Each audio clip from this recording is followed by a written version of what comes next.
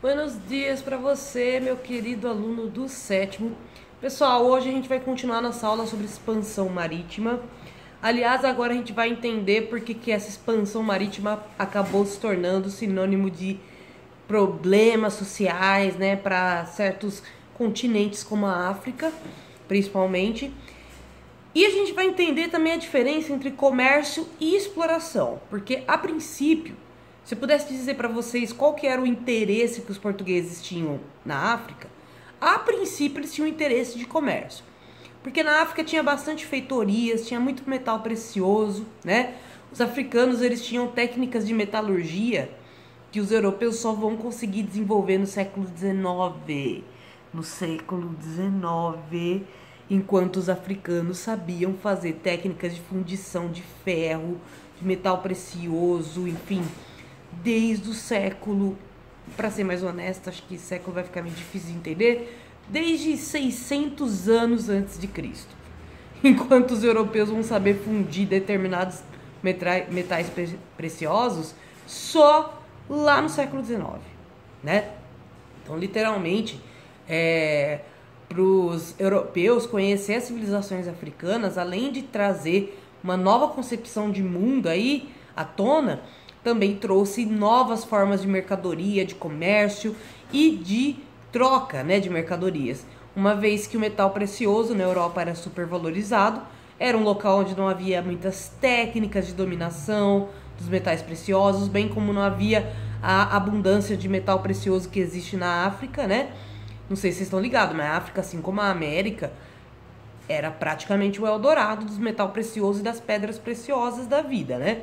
Então, isso refletia muito nas dinastias africanas, porque os reis, né, como no caso do Maricongo, que era o rei do Congo, ele usava muitas pedras preciosas, muito ouro, né, marfim, tipos de vestimenta e acessórios que eram associados a uma riqueza, e uma riqueza material muito grande, né? Então isso é uma característica que os europeus logo de cara encontram nos africanos, que é essa ostentação, né, dos líderes principalmente, de muito ouro, né, muita riqueza na maneira de se vestir, algo que os europeus vão copiar dessas civilizações africanas, vão trazer para si, e percebe-se até que as monarquias europeias vão ser impactadas por esse sinônimo de riqueza e de aristocracia. Não que antes já não houvesse, tá, galera?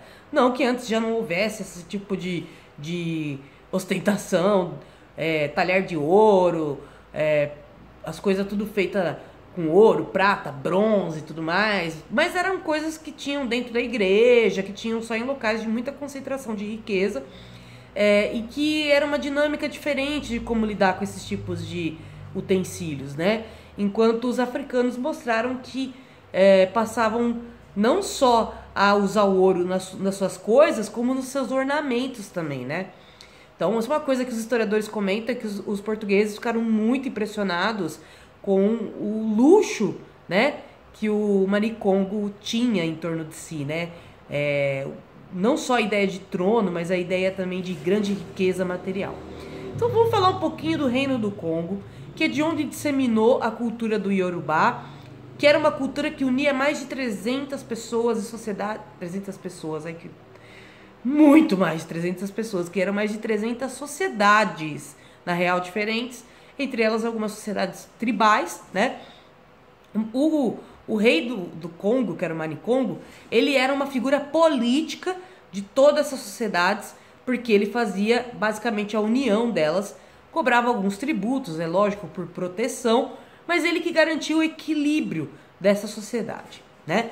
Ele também, no caso do rei do Congo, era um local de venda de escravos. Como eu falei, algumas sociedades africanas vão continuar o comércio de escravizados, mas era um comércio que nem se compara com o que vai virar na mão dos portugueses, porque os portugueses vão transformar a escravidão numa linha de produção, né, praticamente, num negócio assustador e compulsório. Então, diferente do Reino do Congo, que quando acontecia algum conflito entre essas tribos e uma das tribos era vencida, aquela sociedade era colocada sob condição de escravidão, eles vendiam esses escravizados. Mas vale lembrar que na África a escravidão não era vitalícia, ou seja, não durava a vida toda, a pessoa podia sim se libertar daquela condição, e muitas vezes o escravizado também podia ser escravizado por dívida, mas ele também tinha oportunidade de se livrar dessa condição.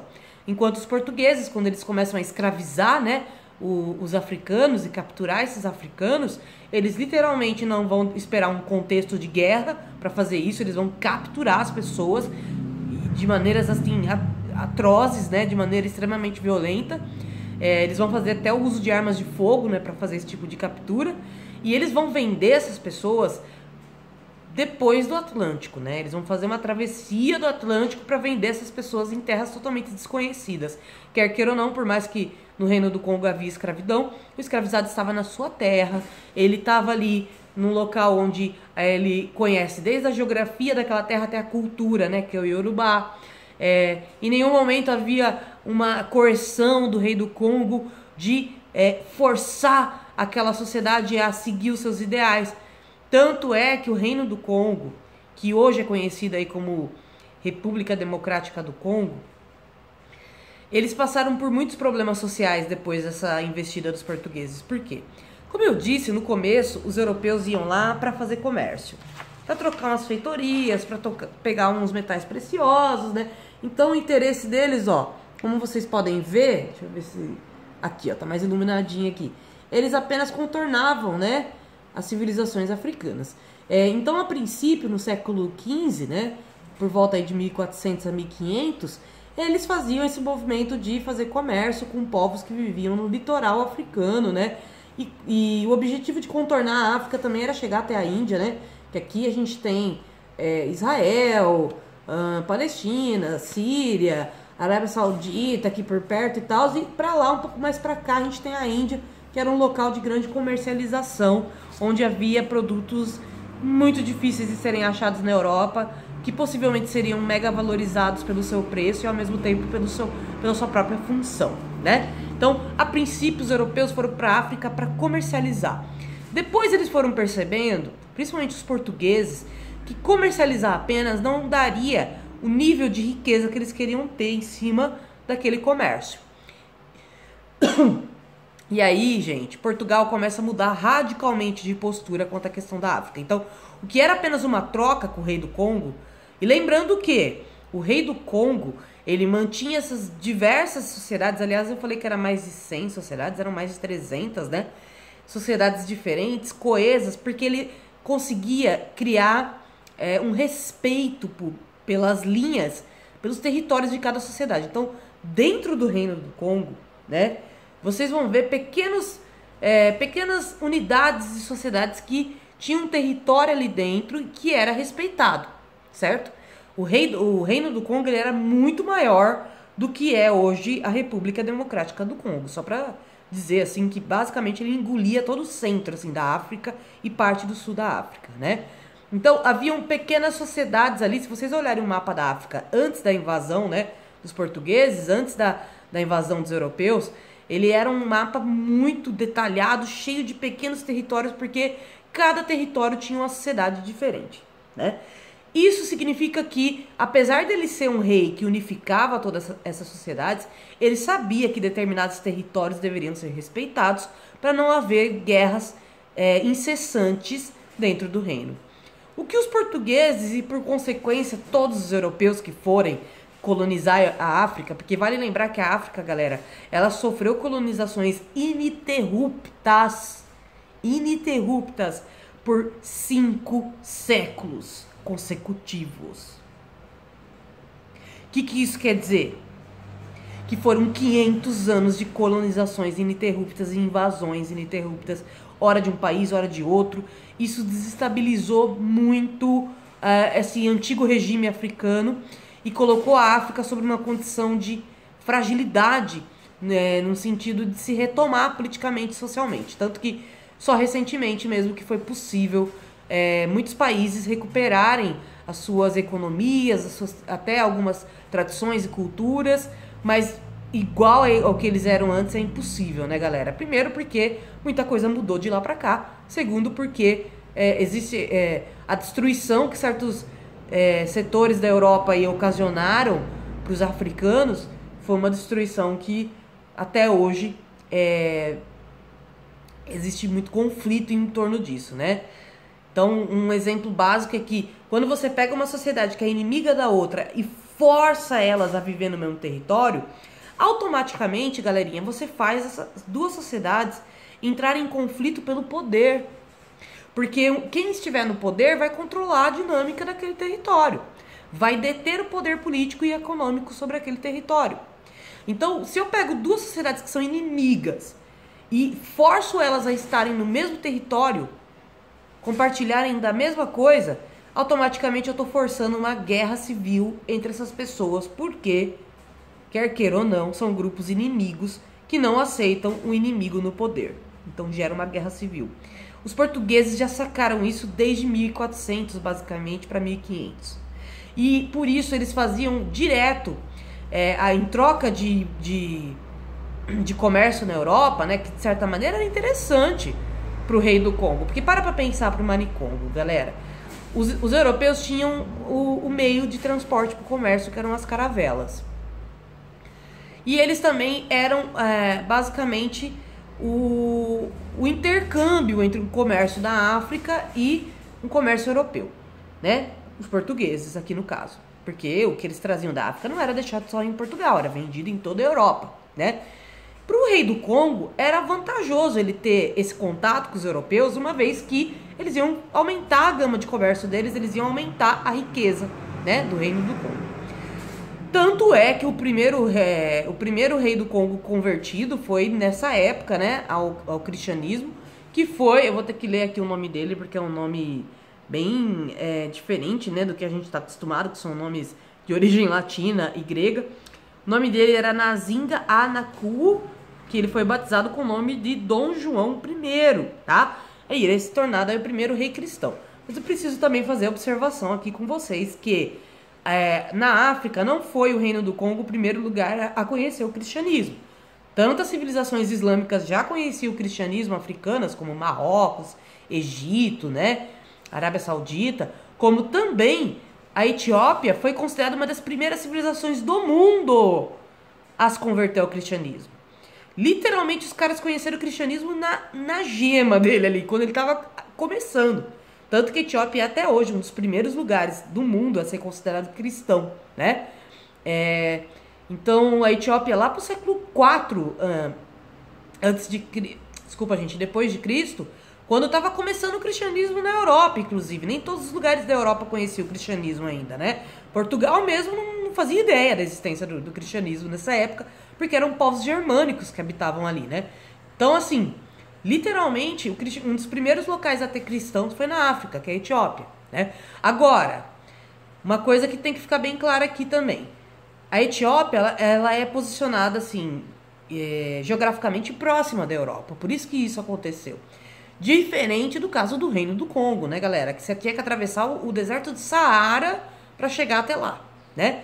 Ou atravessar via mar, que nem os portugueses fizeram nesse momento, né? Então, assim, para eles era novidade o cristianismo. Automaticamente os portugueses já foram criando escolas católicas, porque vale lembrar que a educação moderna começa com o cristianismo, porque o cristianismo usava a educação para disseminar a religiosidade cristã, né? E aí eu vou explicar para vocês até que ponto isso era interessante, até que ponto isso é problemático quando eu falar mais de colonização do Brasil, tá? Mas antes de falar dessa questão da educação católica, vale lembrar que sim, na África também foram construídas muitas escolas católicas para conversão. Quando que a coisa começa a ficar bizarra?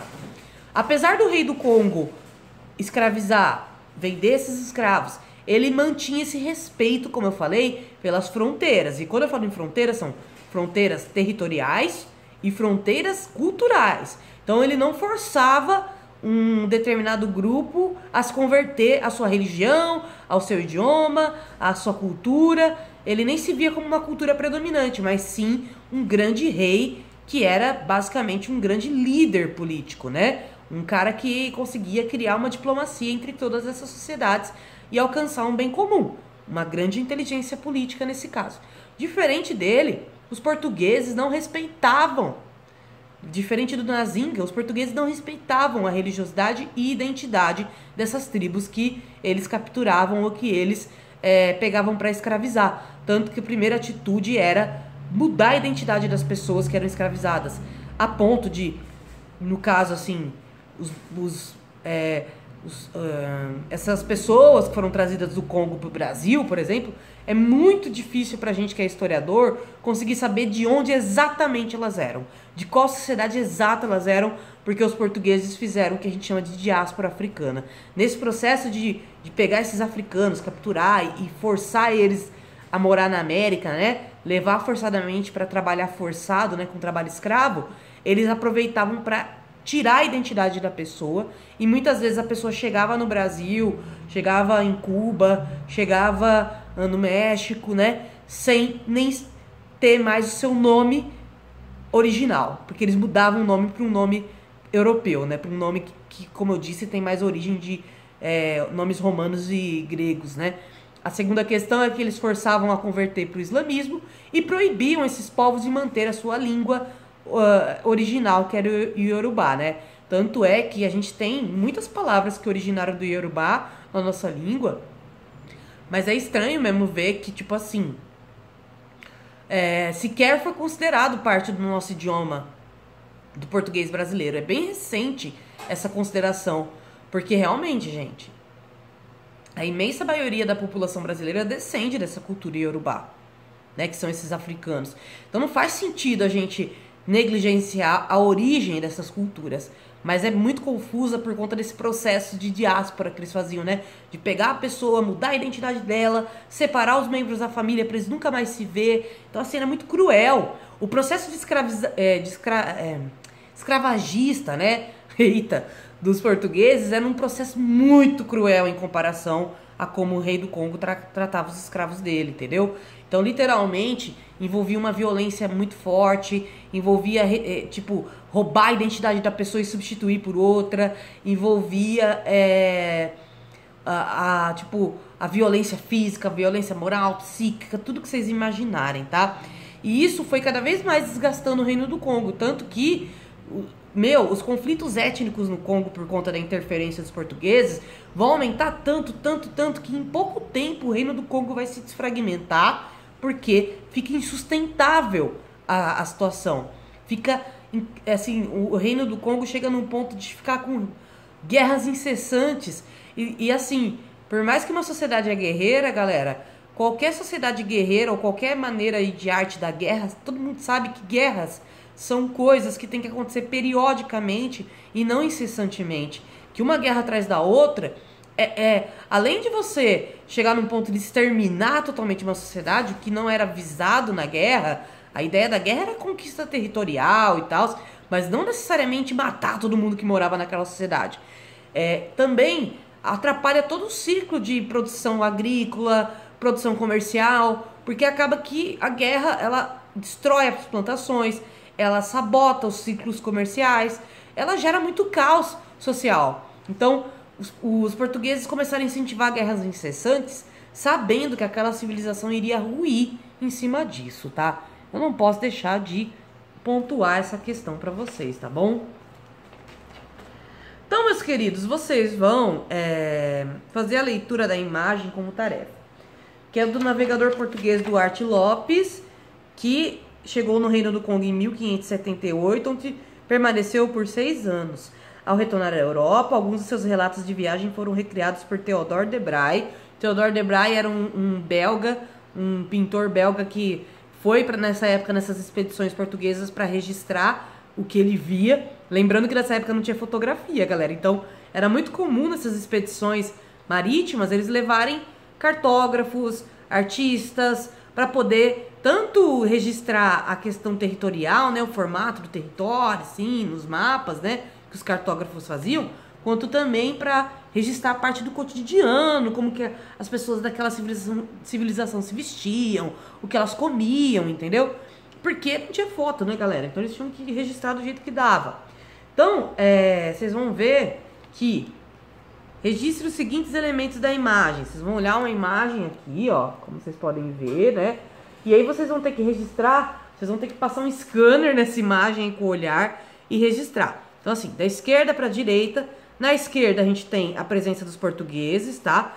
Dá para perceber que são portugueses porque essas vestimentas deles são típicas da Europa e todos eles armados. todos eles armados com armas de fogo. Isso é um elemento muito importante da análise da imagem, tá?